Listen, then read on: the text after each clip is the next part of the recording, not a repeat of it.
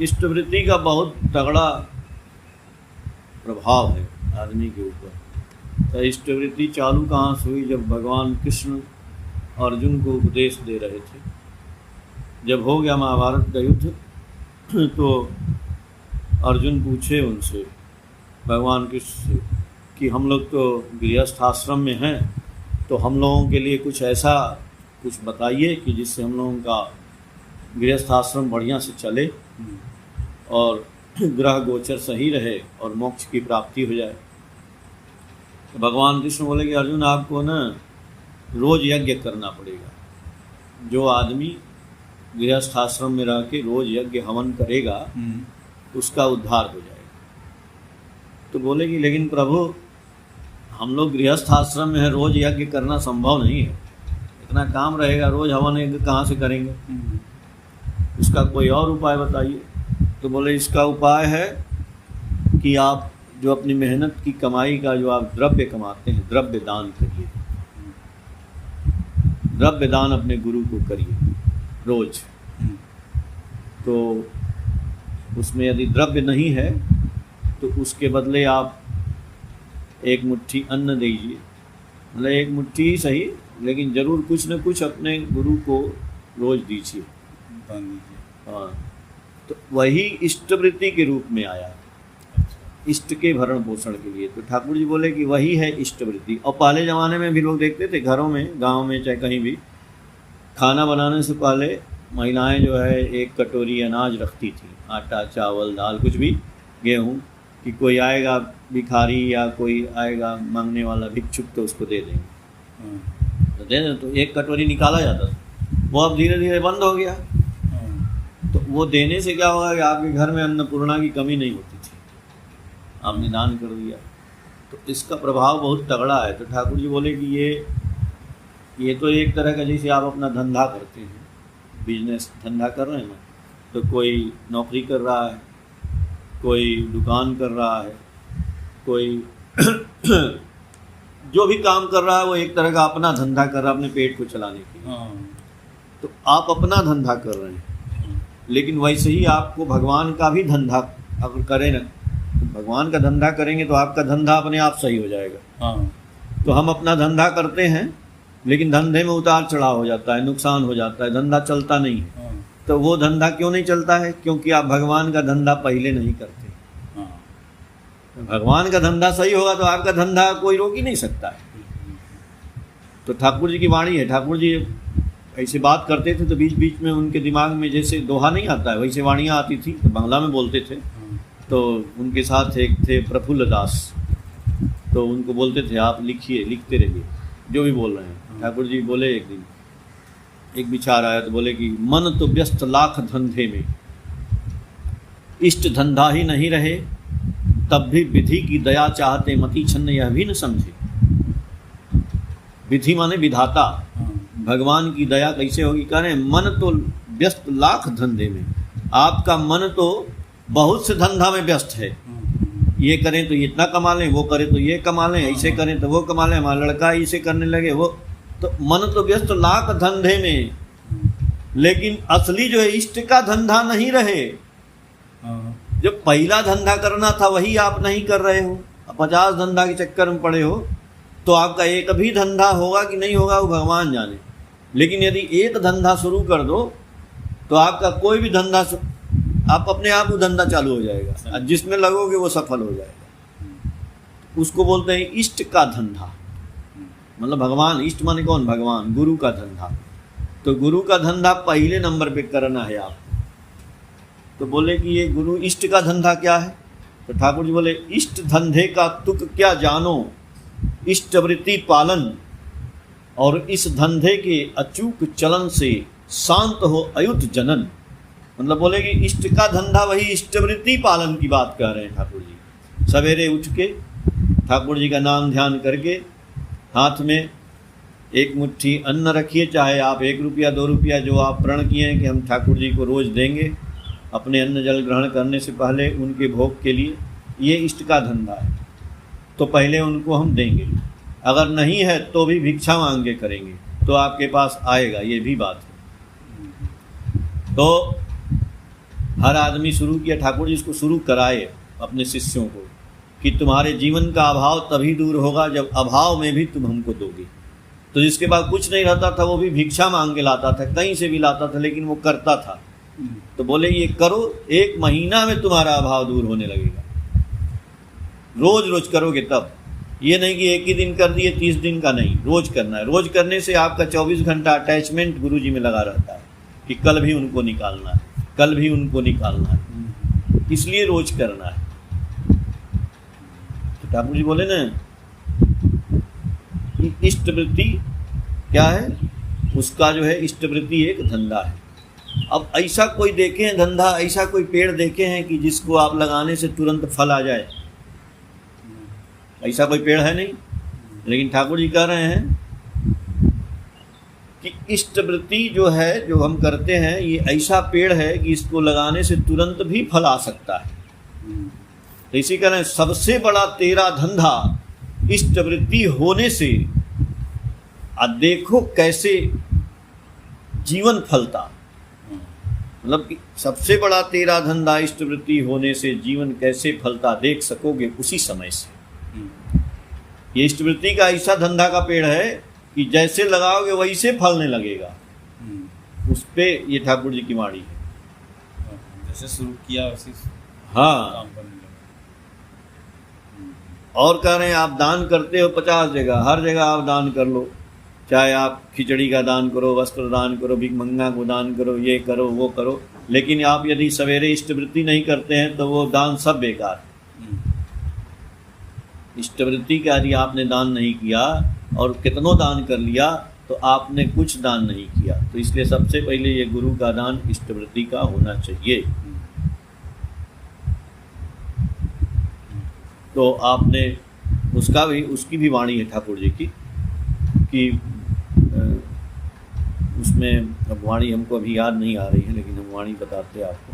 तो मेन इष्टवृत्ति का ये है ना पर्पज कि उससे क्या होता है, फायदा क्या है।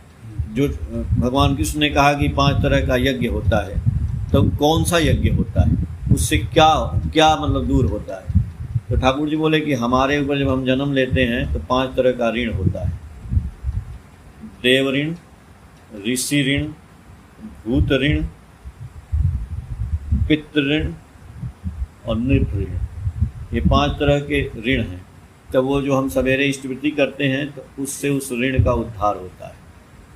हाँ, ऋषि ऋण, देव ऋण, नृप ऋण और भूत मतलब, तो इसलिए कह रहे हैं कि हमको रोज रोज क्या करना है कि जो हमारे ऋषि जो बोले हैं वो काम करना है, हमारे देवता लोग बोले हैं वो काम करना है, हमें अपने पितरों को रोज खिलाना है, हमें अपने अतिथि का संस्कार करना है, हमें अपने भूत मतलब क्या होता है, ये जानवर है, पेड़ है, पौधा है, चिड़िया है, इसको भी रोज खाना खिलाना है। तो ये संस्कार में आते हैं। तो एक गृहस्थ आदमी को ये सब काम रोज का है।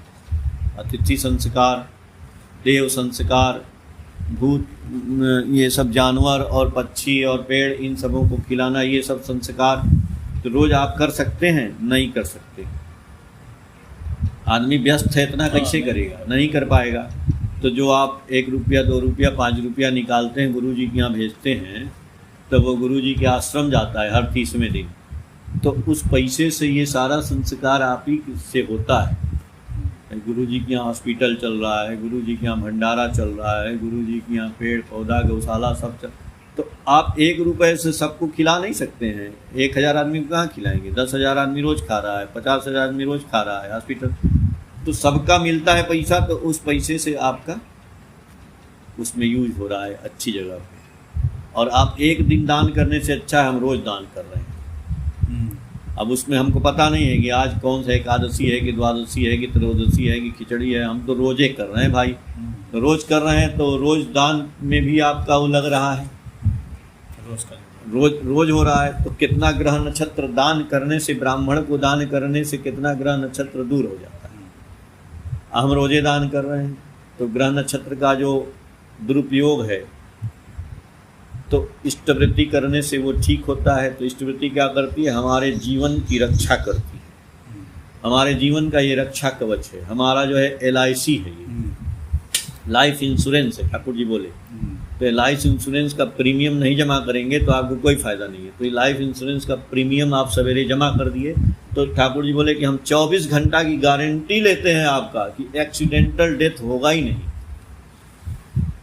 वो कहीं न कहीं से वो बच जाएंगे आप। जैसे आप ये रक्षा कवच है, जैसे आप मोटरसाइकिल चलाते हैं तो हेलमेट पहन लेते हैं तो गिर भी गए तो सर में चोट नहीं आएगी, तो वैसे ही आपके शरीर में कोई रोग न हो, व्याधि न हो, अशांत न हो, मन दुख न हो, कोई दुविधा न हो, तो उससे बचने का एक ही उपाय है इष्टवृत्ति करना, सुबह करके निकलना। तो आपका पूरा शरीर का रक्षा कवच दे रहे हैं ठाकुर। इतना बड़ा रक्षा कवच कौन देगा? इसी से हो रहा है। ये एकदम साधारण दान नहीं है, दान ठाकुर जी का इसीलिए इष्टवृत्ति बोले ये आपके मंगल के लिए। हम कहते हैं क्यों करें? करें आपके शरीर का मंगल, आपके जीवन के मंगल के लिए। लेकिन एक बात और है इष्टवृत्ति में जो असली मैं अब बताऊंगा। असली में बात यह है कि बहुत से लोग जब दीक्षा लेते हैं और इष्टवृत्ति करते हैं तो वो अपने मन के मुताबिक सोच लेते हैं, हमको गुरु के मुताबिक चलना है। तो जो इष्टवृत्ति का पैसा है, आपने ठाकुर जी का ये नियम है तो ठाकुर जी की आपने दीक्षा लिया है, ये ठाकुर जी ने नियम बनाया है, न कि आप इस नियम को किसी और नियम में मिला दें। तो ठाकुर जी के पास ही ये पैसा जाना चाहिए। ये नहीं कई आदमी हमसे मिले और वो पूरा समझे नहीं, दीक्षा ले लिए, 30 दिन का पैसा निकाले, किसी मंदिर में ले जाके दान कर दिए, किसी भिखमंगे को दे दिए, वो सोचे कि ये तो सबके लिए है तो हम दे देते हैं। तो ये जो है आपका अपव्यय हो गया, ये और गड़बड़ा गया आपका, क्योंकि आपने अपने मन का कर दिया। ये गुरु जी का पैसा था जिसका उसी गुरु के पास ही पहुंचना था, उन्हीं के पास, ठाकुर अनुकूल चंद जी के पास।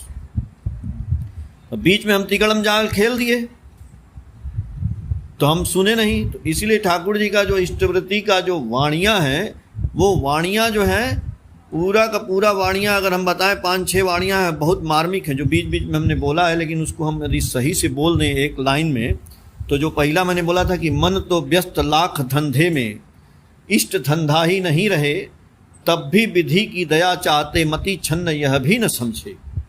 तो इष्टवृत्ति क्या है? मैंने बोला ना कि इष्टवृत्ति का धंधा यदि माथी में दृढ़ रहा नहीं, दान करने से लाख रुपया धर्म तुझे ठोया नहीं। और इष्टवृत्ति क्या है? इष्ट का धंधा है। तो इष्टवृत्ति आपने किया, लेकिन उसमें और वाणी है जो तीसरा है कि सबसे बड़ा तेरा धंधा इष्टवृत्ति होने से जीवन कैसे फलता देख सकोगे उसी समय से। और इष्टवृत्ति का धंधा बोले ना कि यदि जीवन में आपको एक पेड़ लगाना है तो ये इष्टवृत्ति वाला धंधा ही ऐसा पेड़ है कि जो फल देता है बड़ा होके। और भी आगे बोले ठाकुर जी कि जीवन यदि जाए रे जाए, इष्टवृत्ति छोड़ो ना, धर्म अर्थ काम मोक्ष का यह निशाना भूलो ना। अगर इष्टवृत्ति करेंगे तब धर्म अर्थ काम मोक्ष आपके पास अपने आप आएगा। अगर आप इष्टवृत्ति ही छोड़ दिए तो न धर्म आएगा, न अर्थ आएगा, न काम, न मोक्ष, ये सब कुछ नहीं मिलने वाला है। तो इसीलिए ठाकुर जी बोले कि आपद विपद आए जैसे भी हो प्राण, इष्टवृत्ति निश्चय लाती है सबका ही परित्राण। चाहे जैसे भी आप कष्ट में पड़े हैं, लेकिन इष्टवृत्ति जरूर करिए। आप बीमार हैं, करिए। आप लाचार हैं, जरूर करिए। इसीलिए और इष्टवृत्ति करने के बाद 30 दिन बाद कहाँ भेजना है? इष्टवृत्ति इष्ट को ही देना, नहीं देने से आएगी विपाक गंजना। और बोलना है इष्टवृत्ति के अपव्यय से बढ़ेगा कुप्रवृत्ति का दोष, न जाने कौन से विपत्ति में फेंकेगा तुमको देखना होगा कठिन रोष। ये इष्टवृत्ति का पैसा है, इसको खजाना की तरह से संभाल के रखना है। ये नहीं कि कोई चोरी कर ले तो हम लाके उसी में डाल देंगे, दे देंगे, नहीं। ये भगवान का पैसा है, इसको बहुत संभाल के रखना भी है कि 30 दिन बाद उसको भेजना है हमको। बहुत से लोग नहीं मानते थे। तो जब ठाकुर जी सन 1930 या 35 के बीच में ही इष्टवृत्ति चलाए थे, तो उनके एक भक्त थे डॉक्टर शशि भूषण, डॉक्टर थे, रोगी देखने जाते थे। तो वो बोले ठाकुर जी ये रोज़ पैसा वाला काम आप नया नया निकाल दिए, ये सब हम लोग नहीं करेंगे। ठाकुर जी बोले ये पैसा वाला काम नहीं है, ये इष्टवृत्ति करने से आपके जीवन की रक्षा होगी। आपके गुरु जहाँ भी आप पुकारेंगे वहाँ गुरु जाके आपकी सहायता करेंगे, आपके जीवन की रक्षा करते चल रहे हैं। तो बोले नहीं हम नहीं मानते हैं। तो वो नहीं माने, वो नहीं करते थे। एक दिन जा रहे थे, रास्ते में बड़ा तगड़ा जो है आंधी तूफान भयंकर आ गया। किसी पेशेंट को देखने जा रहे थे, अंधेरा हो गया, एक पेड़ के नीचे खड़े हैं, बारिश हो रही है। अब वो चिल्ला रहे हैं, याद कर रहे हैं, अरे ठाकुर कहीं से कोई छाता होता आ जाता, कैसे बच जाते हम। अब इतना बोल ही नहीं कि देख रहे हैं एक आदमी छाता लालटेन लेके चला आ रहा है। बड़ा आश्चर्य हुआ उनको कि अरे इतना तूफान में कौन आ गया। और वो आदमी आके कहता है कि चलिए डॉक्टर बाबू, लेके उनको गया और उनके घर तक छोड़ आया। अब वो घर में जाके अपना सामान रखे, फिर बाहर आते हैं, अरे वो आदमी कहाँ गया भाई, भीग रहा होगा। बाहर आते हैं तो कोई नहीं था। फिर वो चले गए। सवेरे जब ठाकुर जी के पास पहुँचते हैं, जाके प्रणाम करते हैं, जैसे गर्दन उठाते हैं, ठाकुर जी बोलते हैं कि आदमी कहता है ना डॉक्टर कि हम इष्टवृत्ति नहीं देंगे, ठाकुर जी नया काम चालू कर दिए, लेकिन जब विपत्ति में पड़ता है तो ठाकुर ठाकुर चिल्लाता है तो ठाकुर उसको छाता और ललटेन लेके जाते हैं बचाने के लिए उसको। अब उनका होशो हवास उड़ गया कि ठाकुर जी ही उस समय आए थे बचाने के लिए।